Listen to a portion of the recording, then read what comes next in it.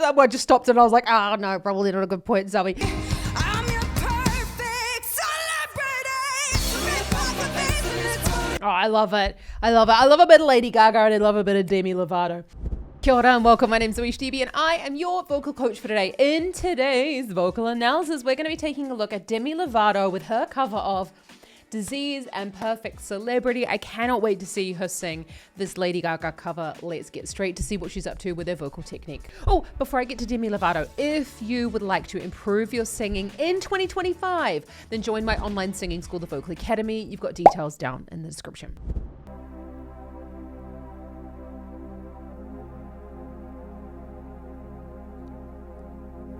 There are no more tears to cry. I heard you begging for life, running out of medicine. You're worse than you've ever been. Screaming for me, baby, like you're gonna die. Poison on the inside, I could be your antidote tonight. Okay, so we've obviously hearing a very, I love that Demi Lovato is, she's being herself. She's got this chest voice, but we've got a chest voice sound, a little bit of constriction going on there. You're hearing a little bit of crackle coming in. Let's just go back on that. Don't know the song well enough to sing along. There are no more tears to cry. I heard you begging for life, running out of medicine. You're worse than you've ever been. So you go, no. You can also hear quite a lot of you're ever been, like a little bit of the twang coming in there. Now, that could be a couple of different things, but it's mainly a narrowing of the area above the larynx. So we've got this you're ever been, where the epiglottis actually comes down to create that twang sound. It's actually called AES narrowing, or an RE epiglottal sphincter narrowing. It's why we call it twang. Let's just go back on that. Now, you might look at Demi Lovato's mouth shape and go like, I'm going to try and copy that. I'll talk about in the next break why that doesn't always work. Running out of medicine. You're worse than you've ever been. Screaming for me, baby, like you're gonna die. Poison on the inside, I could be your antidote tonight. Screaming for me, baby, like you're gonna die. Poison on the inside, I could be your antidote tonight. I could play the doctor, I could cure your disease. Up on the E flat 5 there. So I said we're going to talk a little bit about the mouth shape. Now, again, not poo-pooing Demi, but I want you to take a look at the size of her tongue. You can see that it is quite wide within the mouth. Now, everybody has different sized tongues, just like we have different sized hands and we're different heights. We have different shaped length and width of our tongue. So you can see that screaming for me, baby. It looks like the tongue is quite flat within the mouth. Now that's because if Demi has a long tongue as well, that's going to be a really optimal place for her tongue to be sitting in her mouth. If she was to have a shorter tongue, that would not be so optimal because it might be a little bit challenging for her to hit those notes with such a forward tongue position, because there's not one tongue position for everybody. So we're just going to watch that because you can hear that.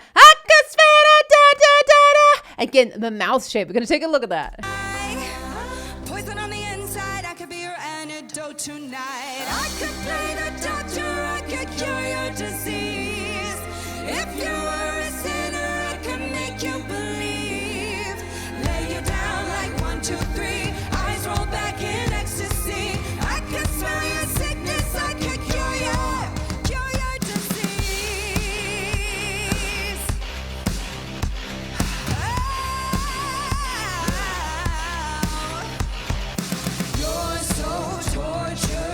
I don't think I've heard the actual version of this song, apart from the one that we listened to here, where I think she was in her online studio, in her home studio. So did you say, I could spell it, doctor? I love this version. So we've got this wide, more of a trumpet mouth shape. Now we do need that to an extent when we are going into a higher belt quality. But actually Demi's sound is, she's not really going very far away from the microphone. So we're going, I could feel a doctor. She's really pulling back on the sound, I think. Naturally, when we keep the vocal folds thick and we go high, it automatically sounds louder. You don't actually have to try and search for volume. Let's just go back on that. I love that beat drop. But it's actually, it's quite a narrow sound up there. I can make you believe. Lay you down like 1, 2, 3. Eyes roll back in ecstasy. I can smell your sickness. I can cure your disease.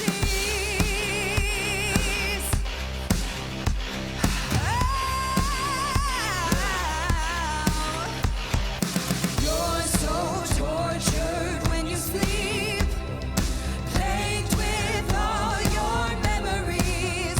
So we've also got quite a decent amount of vibrato. You're better when you sleep. She's using that larger vibrato there. It's a really lovely coloring device. Now, I don't suggest that everybody does this, but it is quite typical of rock vocals to use a slightly wider vibrato. It's sort of more acceptable, you could say, in like classical singing and in rock, funnily enough. So we're watching Your Soul when you sleep. When she's coming back down, because we actually go... We're on the E4 there, just above middle C. So when she's come back down the range, she's made sure to close the mouth a little bit there, because we don't actually need a huge, wide open mouth at that point. You're so tortured when you sleep, plagued with all your memories. You reach out and no one's there, like a god without a prayer. Screaming for me, baby, like you're gonna die. Poison on the inside, I could be your antidote tonight. Screaming for me, baby, like you're gonna die. Poison on the inside, I could be your antidote tonight. I could play the doctor, I could cure your disease. If you Oh, I love it. I love it. I love a bit of Lady Gaga and I love a bit of Demi Lovato. So you can see that screaming for me, baby. Look, I am not a doctor, so obviously I'm only really going to know, I could be, not even Demi Lovato's singing teacher. And I would only really know about the size of her tongue if she was to actually like genuinely poke it out in front of me to say like, this is how large my tongue is. We want to be watching out how, not necessarily like the width of the tongue, but we want to be careful of saying like, this is the only tongue position that will work for absolutely everybody, because the different lengths of tongue will have a huge impact on our range and also where we should be placing it when we're singing higher. So you're saying, I can feel your doctor, I just found your disease. She's actually bringing the tongue a little bit further forward there. But there's not one rule for everybody. Let's just watch that again. poison on the inside, I could be your antidote tonight. Screaming for me, baby, like you're gonna die. Poison on the inside, I could be your antidote tonight. I could play the doctor, I could cure your disease.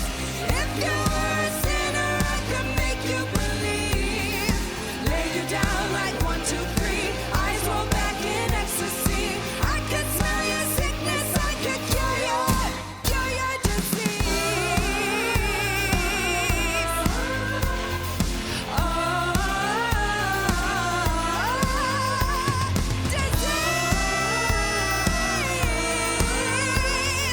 I could smell your sickness, I could cure your disease. Catch me as I rebound without a sound. Save me, I'm underground. I can't be found. Holly. Okay. I was thinking for a minute there, like actually the mixing was not good on this song, because you can really clearly hear the three fabulous background vocalists. They're just coming a little bit too present in the mix there, but maybe that's just a choice that the producer has come up with, or maybe that Demi's come up with in this moment. I was double checking that she was on the right note. I could feel your disease. The tricky I find it kind of disheartening to say to people like, well, actually when you learn to belt, like if you've got the physical setup for it, then like really the sky is the limit. Like belting, once you find that sound, is actually not as difficult as people make out, because a lot of the time you face more difficulties because it's about you. A lot of singers push for volume and they try and like use so much effort that it ends up like causing the throat to close up. But I say this with like a caveat to say,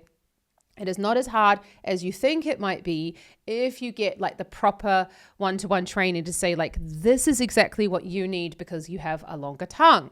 Like for example, with myself, like I have a really long tongue, or Adam Lambert, for example, like if you are trying to do some of these things and you don't have a long tongue, they won't work for you. So it's really about like someone who is a trained singing teacher to say to you, hey, you could try this. This would really work for your voice in order for you to get as far as you possibly can. Because I see so much misinformation here on YouTube, and it actually really upsets me that people are that people are putting that sort of stuff out there when they really have no business doing that. I don't talk about that very often, but it really does upset me, because obviously you're watching it and you're going like, oh, okay, I'm going to trust that person because they've got vocal coach next to their name. Please double check that if you're going to see any type of singing teacher or vocal coach, make sure that they've actually got some teaching qualifications. Make sure that they actually know what they're talking about. Make sure that they're actually working as singers, that they have the particular qualifications as singers themselves, because just because they, decided that they really enjoyed singing, it's just not a good enough reason, unfortunately, to be like touting vocal advice. This ended the TED talk. Let's go back on that. It's a very similar sort of sound that we're getting here. I can feel you, God. Screaming for me, baby, like you're gonna die. Poison on the inside, I could be your antidote tonight. Screaming for me, baby, like you're gonna die.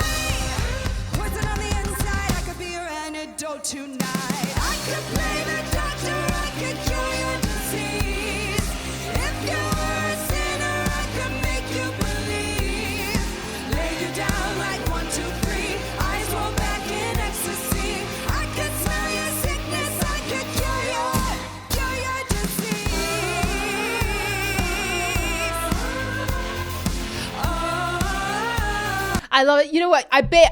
I really hope that you're watching like, oh my goodness me, that's so fantastic. She must be so well practiced because she's able to sing these notes and she looks like cool as a cucumber. And that's really what it's about. So much training. Demi Lovato's been around for years and years and years and years. She started singing, when she was a teenager, professionally in actual movies and things. Like, she's amazing. So this is why it looks so easy for her. And this is why I'm saying at some point it is, and it can be that easy for you. It's just, it takes training.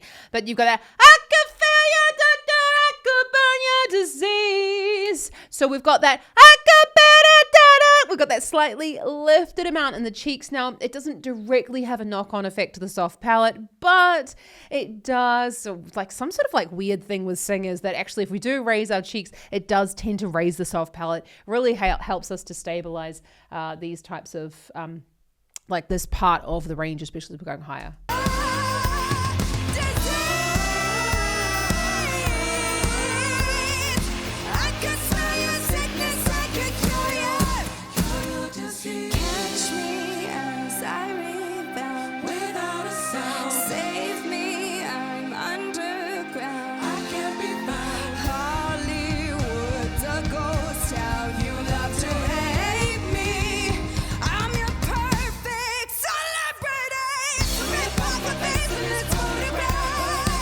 So we've got celebrity.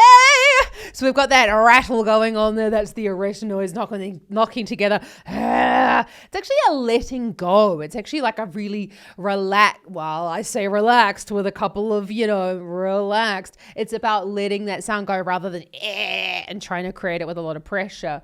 Very similar vocal quality here. I can feel your doctor, your disease. That's a high I say belt, but it would be, belt is kind of like a range of colors. So we call this like a high belt. It's very in that more rocky style. There's not a lot of weight in the sound. I feel like Demi's really made this change in her vocal color, that she's taking out a lot of the weight in her sound, and it's sort of almost a little bit Jessie J in the way that she's allowing the larynx to go up, keeping the vocal folds thick, but there's just not that, we don't have that yell belt going on anymore that we used to have like with anyone or anything like that. Anyone or anything. Hate me, I'm your perfect celebrity. Rip off the face in this photograph. Don't make me money, I'll make you laugh. Show me your pretty, I'll show you mine. You love to hate me, you love to hate me. You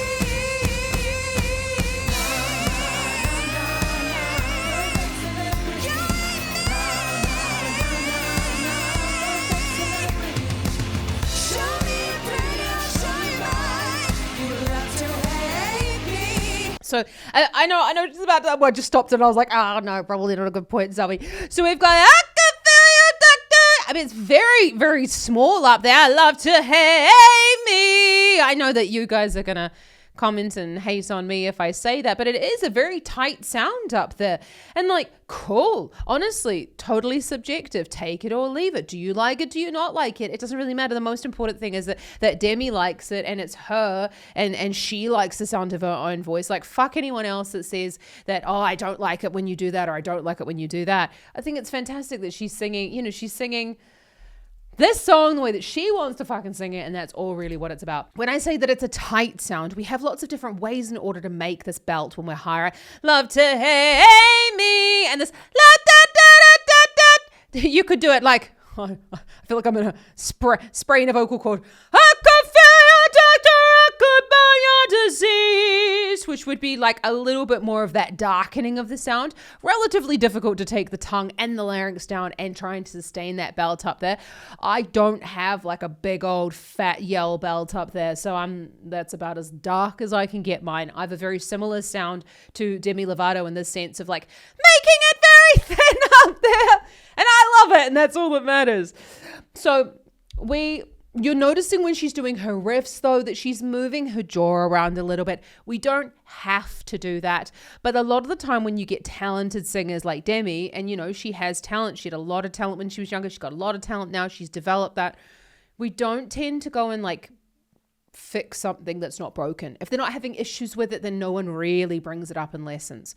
So I want you to know that it doesn't matter if you do move your jaw, but the ultimate goal is for us to not move our jaw when we're doing riffs and runs, because actually that can slow you down, because you're thinking about this like this big like motor movement going on, whereas the small fine movements of the larynx are much, much, much, much faster. So we're wanting to isolate the tongue and the jaw from the actual pitch itself. So this is something that we do go into in my masterclasses within the Vocal Academy, all about how to build up the muscles of your tongue, build up the muscles of your support inside your like whole vocal tract, because that way they can move, well, you can sing much faster, and it's also, it's a lot easier really. But again, Demi's been doing that for a really long time. It's not a problem for her. This would just be like in a perfect world if we were building someone up from the beginning.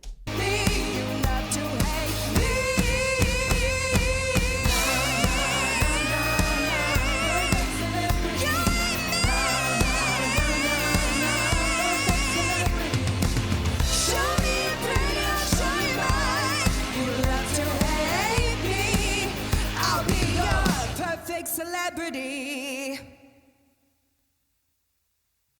Didn't even notice that those were two different songs. Perfect Celebrity.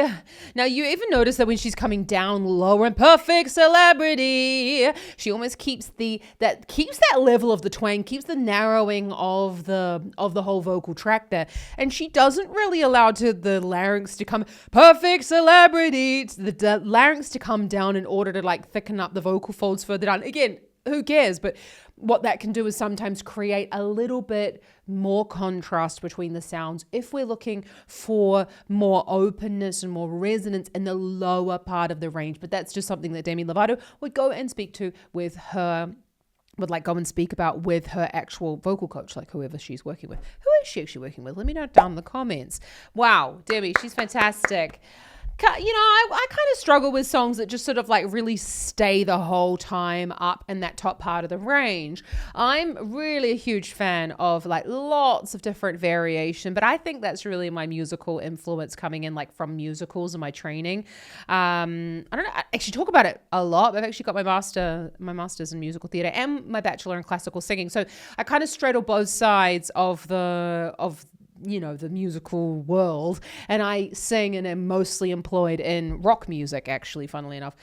So I do have to have a little chuckle at that. But I love that. I love her voice is absolutely fantastic. It takes a lot of stamina to be able to sing for this length of time at that high level. And it's just years and years and years of training. So I might have like poo-pooed it before and said like, oh, that's really easy for her due to her training and build up of all those things.